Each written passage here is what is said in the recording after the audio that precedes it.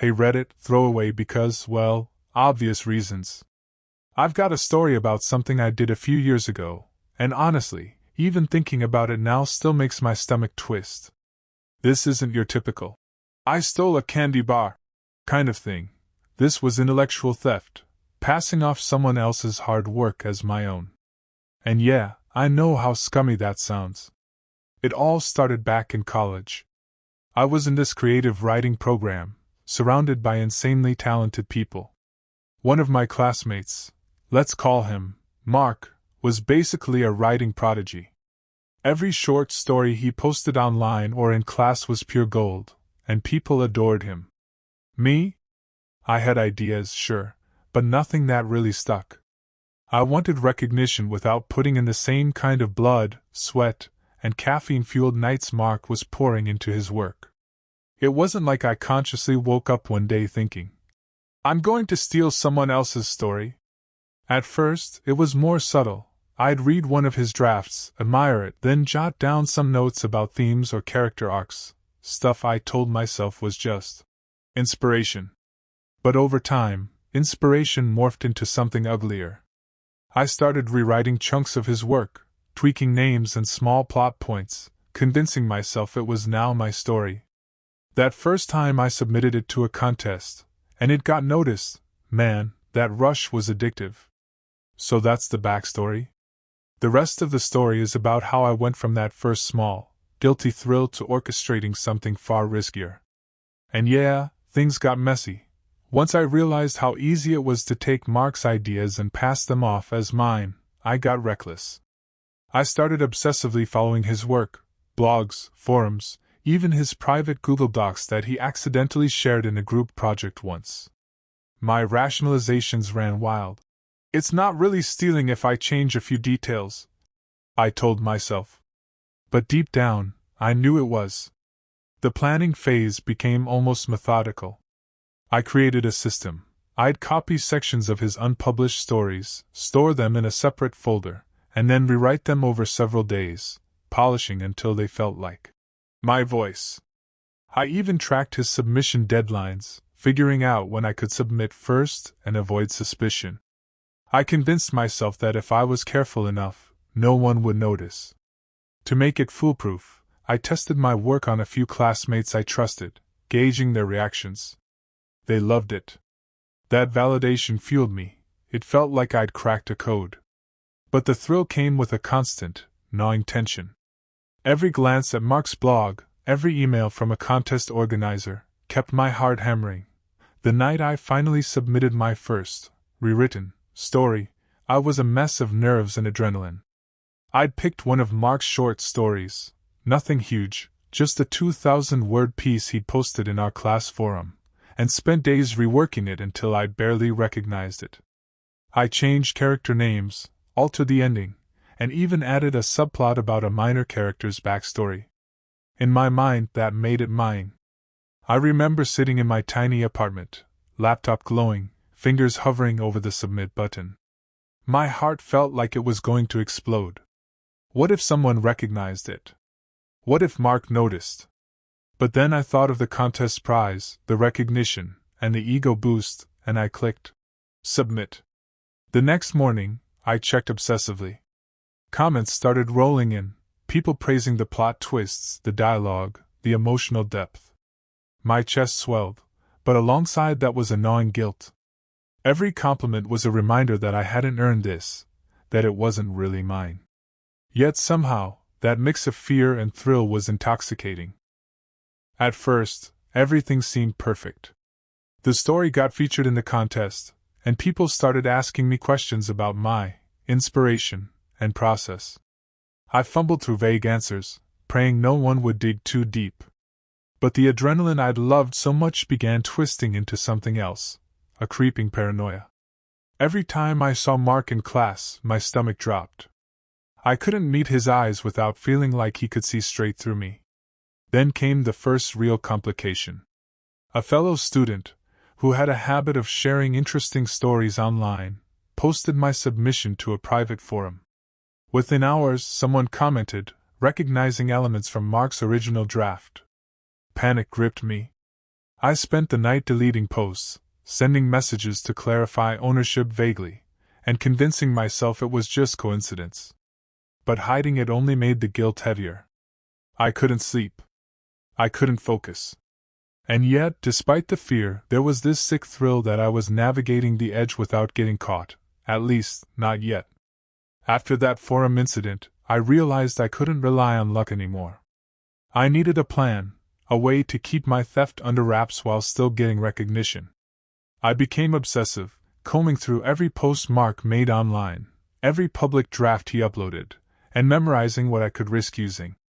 I even started keeping a private log, noting which stories I could adapt, and which were too risky.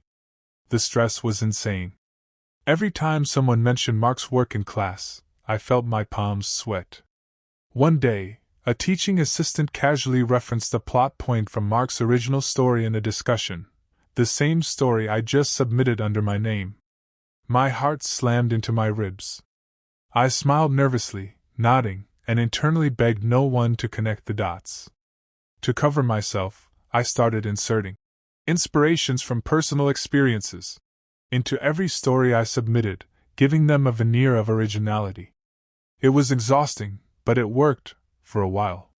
Still, the adrenaline-fueled fear had become part of my daily life. After months of tiptoeing around exposure, I started to crave bigger risks. The thrill of stealing Mark's work had become addictive. I wasn't just borrowing inspiration anymore. I was deliberately hunting for his unpublished drafts, tracking his writing schedule, and timing my submissions to preempt his own releases. Each successful theft felt like a personal victory, a secret power I wielded while everyone else applauded me. But with every victory, the tension escalated. I couldn't walk into the library without scanning the room for Mark, couldn't check emails without imagining someone noticing the similarities between our work. Once, during a class workshop, he read a line from a story I'd submitted under my name. His expression. I'll never forget it, a subtle flicker of recognition, gone too fast to confirm. My stomach sank, but I played it cool, nodding and pretending to listen. Every triumph now carried the weight of potential exposure. The adrenaline was intoxicating, but so was the fear. I was living in a constant state of panic wrapped in euphoria, and I didn't know how long I could keep it up. Eventually, the cracks started appearing. The constant stress of keeping my thefts hidden began to take its toll on me. I'd lose track of which version of a story I had submitted, or forget exactly how much I had changed from Mark's original. One evening, I accidentally sent a draft to the wrong email list. A message intended for my private folder ended up in a class discussion thread. Panic hit instantly. I scrambled to delete it, but I knew someone had probably seen it. Around the same time, Mark began noticing subtle similarities. He asked me questions during workshops, innocuous at first, but I could sense suspicion in his tone. I started avoiding eye contact, speaking less in class, and obsessively rereading everything I submitted to ensure no one could call me out. Emotionally, I was unraveling. The thrill of the crime was still there, but now it was tangled with guilt, paranoia, and the constant dread of being exposed. I realized the game I thought I controlled was starting to control me. The confrontation came sooner than I expected. It wasn't dramatic, no shouting, no public accusation, but it shook me to my core. Mark pulled me aside after class one afternoon. His voice was calm, almost too calm, which made it worse. He asked me casually if I'd read his latest draft and mentioned a few lines that were strangely familiar. My heart stopped. I laughed nervously, brushing it off as coincidence, but inside, panic was rising like a storm. I tried to deflect, claiming I'd been inspired by general themes in class discussions, but Mark's eyes lingered on me longer than necessary. There was a moment where I thought he might call me out on the spot. My palms were sweating, and my brain raced for a believable excuse. That night, I replayed the encounter over and over. The adrenaline I'd once loved now felt suffocating. I realized that my little victories had made me reckless, and that any slip could unravel everything. For the first time, I genuinely feared the consequences of my actions. After my encounter with Mark, I knew I had to be more careful, or I'd get caught. Every submission, every conversation, every casual joke about writing became a calculated move. I began keeping meticulous notes on which stories I had borrowed, and how I had altered them. I even started creating fake outlines and drafts, so if anyone questioned me, I could point to them as evidence that the work was mine all along. I also became paranoid about digital traces. I cleared cache, used new folders, and avoided sending anything via email that could be traced. In class, I overcompensated with enthusiasm, sharing ideas that were entirely fabricated. The energy I had previously put into creativity was now consumed by self-preservation. Emotionally, it was exhausting. Every compliment from teachers or classmates felt tainted. Every nod of approval reminded me that it wasn't earned. Yet, in a twisted way, the adrenaline still excited me. I was playing a dangerous game of deception, and so far I was winning. What had once been a rush now felt like a poison slowly eating away at me. Every success, every submission, carried a heavy undertone of fear. I couldn't enjoy praise anymore because it came with the knowledge that it was stolen. My sleep was plagued by nightmares of Mark discovering my deception, of public humiliation, of my carefully built world collapsing in seconds. I also noticed how it was changing me socially. I avoided forming close friendships with anyone who might stumble across the truth. Conversations were calculated. Laughter was cautious. I became obsessed with reading Mark's drafts, tracking his schedule, and planning my next move. What used to feel like cleverness now felt compulsive, a never-ending cycle of paranoia and adrenaline. I started wondering if the thrill was even worth it.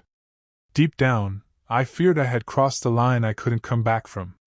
Yet quitting felt impossible. I was addicted to the validation, even as it tormented me. The close call happened during a guest lecture in my writing program. Mark's work had been accepted for a small literary journal, and I had submitted a story strikingly similar to his unpublished draft. As the lecturer praised my original story, I felt the room closing in. I scanned the audience, dreading the moment Mark might speak up, and every compliment felt like a hammer pounding on my chest. After class, Mark approached me again, holding a copy of the journal. My first instinct was to laugh it off, to deflect with charm, but he asked pointedly about certain plot choices that mirrored his unpublished draft. I smiled nervously, fumbling through half-truths about inspiration, carefully avoiding details that could betray me. That evening, I sat alone, heart racing, and realized how dangerously close I had come to exposure. The adrenaline was still there, but now it was laced with fear that this could be the moment everything fell apart. I was starting to understand the real cost of my crimes, the constant terror that never went away. After that close call, something shifted. It wasn't just fear anymore, it was inevitability. I started feeling like getting caught wasn't a question of if, but when. Every notification on my phone made my chest tighten. Every email from a professor felt like it could be the one that exposed everything. Mark stopped being subtle, too. He didn't accuse me outright, but he began referencing his drafts more openly in class, almost like he was laying breadcrumbs for others to notice. A few classmates picked up on it, asking questions that sounded innocent but felt loaded. I could feel the walls closing in. I tried to prepare for the fallout. I drafted explanations, excuses, even a half-hearted apology I never sent. I told myself I'd deny everything unless there was undeniable proof. But the worst part wasn't the external pressure. It was internal. I couldn't look at my own writing anymore without seeing what I'd become. The line I crossed months ago now felt permanent, and I had no idea how to step back from it. The breaking point came in the most ordinary way possible, which somehow made it worse. It was just another workshop session. I had submitted a new story, one I thought was safe. Something heavily altered from one of Mark's older drafts. I walked in trying to act normal, but the atmosphere felt off. Too quiet. Too focused. When the discussion started, it didn't take long. One classmate hesitated, then mentioned they'd seen something eerily similar before. Another chimed in. Then another. The room shifted. I felt it physically, like the air got heavier. My mouth went dry. And then Mark spoke. Calm, steady, undeniable. He referenced specific passages from his original draft, dates, timestamps. Things I couldn't explain away. I tried. God, I tried. I stumbled through excuses about shared ideas, coincidence, influence. But even as I spoke, I could hear how weak it sounded. That was the moment I knew it was over. Not just a lie, but the version of myself I'd been pretending to be. Everything I built was starting to collapse. After that class, everything unraveled fast. There wasn't a dramatic expulsion on the spot, no shouting match, just a quiet, suffocating fallout that felt worse than anything loud ever could. My professor asked me to stay behind. The conversation was calm but devastating. He had already reviewed timestamps, drafts, and submissions. There was no room left for excuses. Word spread quickly, even without anyone officially announcing it. People stopped talking to me. Conversations would die when I walked into a room. The same classmates who once praised my talent now avoided eye contact altogether. Mark didn't say anything more to me after that day, which somehow hurt more than anger would have. I was asked to withdraw from the program soon after. Academic misconduct was the phrase they used: clean, clinical, final. Walking out of campus for the last time, I felt hollow. The thrill, the fear, the adrenaline, all gone. What remained was just the weight of what I'd done, and the realization that I had no one to blame but myself. It's been a few years since all of this happened, and I still think about it more often than I'd like to admit. Not because I miss the thrill, I don't, but because of how easily I let myself become someone I barely recognize now. What started as just inspiration turned into something deliberate, calculated, and ultimately destructive. Losing the program was one thing. Losing trust, in myself and from others, was something else entirely. That's the part that sticks. It's hard to rebuild your sense of identity when you know you built part of it on lies. If anyone reading this is tempted to cut corners like I did, don't. Seriously. The short-term validation isn't worth the long-term damage. You might think you're being clever, that you won't get caught, that you can control it. I thought the same. You can't. And even if you do get away with it for a while, you'll still have to live with knowing it was never really yours.